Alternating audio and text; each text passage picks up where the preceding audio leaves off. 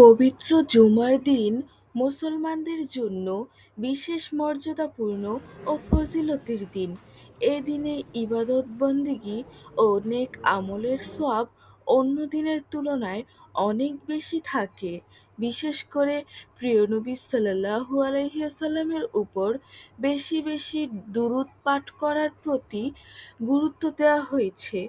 কারণ জুমার দিনে দুরূদ পাঠ করা রাসূলুল্লাহ সাল্লাল্লাহু আলাইহি ওয়াসাল্লামের কাছে তা পৌঁছে দেয়া হয়।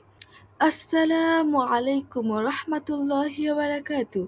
সম্মানিত ভিউয়ার্স, আশা করি আল্লাহ তাআলার অশেষ রহমতে আপনারা সবাই ভালো আছেন। আপনাদের কাছে ছোট্ট একটা অনুরোধ হচ্ছে, র‍্যান্ডম প্লেস চ্যানেলটিকে অবশ্যই সাবস্ক্রাইব করে দেবেন। সপ্তাহের শ্রেষ্ঠ দিন হচ্ছে জুমার দিন, আর এই দিনের ইবাদতের ফজিলত অন্য দিনের তুলনায় অনেক বেশি।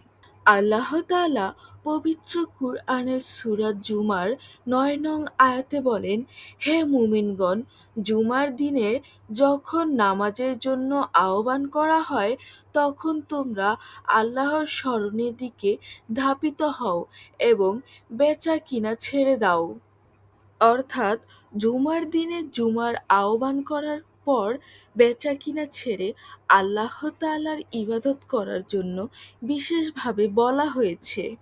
প্রিয় নবী সাল্লাল্লাহু আলাইহি ওয়াসাল্লাম এই জুমার দিনে বেশি বেশি একটি আমল করতে বলেছেন, তা হচ্ছে রাসূলের উপর দুরূদ পাঠ করা।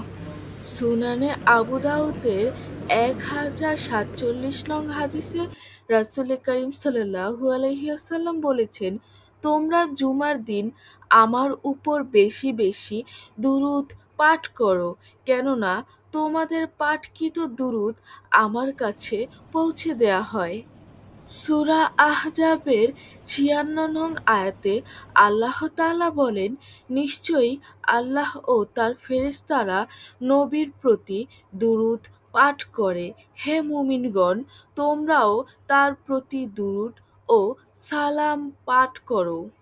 যেখানে আল্লাহ তাআলার ফেরেশতাগণ রাসূলের প্রতি দুরূদ পাঠ করে, সেখানে আমরা রাসূলের প্রিয় উম্মত হয়ে কেন এই মহান ফজিলত থেকে বঞ্চিত হব? প্রচলিত কিছু দুরূদের মধ্যে সবচাইতে বেশি আমলকৃত দুরূদ হচ্ছে দুরূদে ইব্রাহিম।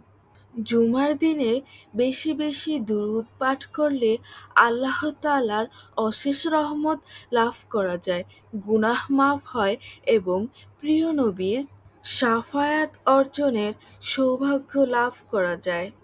তাই জুমার দিনকে ইবাদত, দোয়া ও দুরূদে সমৃদ্ধ করা প্রতিটা মুসলমানের জন্য গুরুত্বপূর্ণ।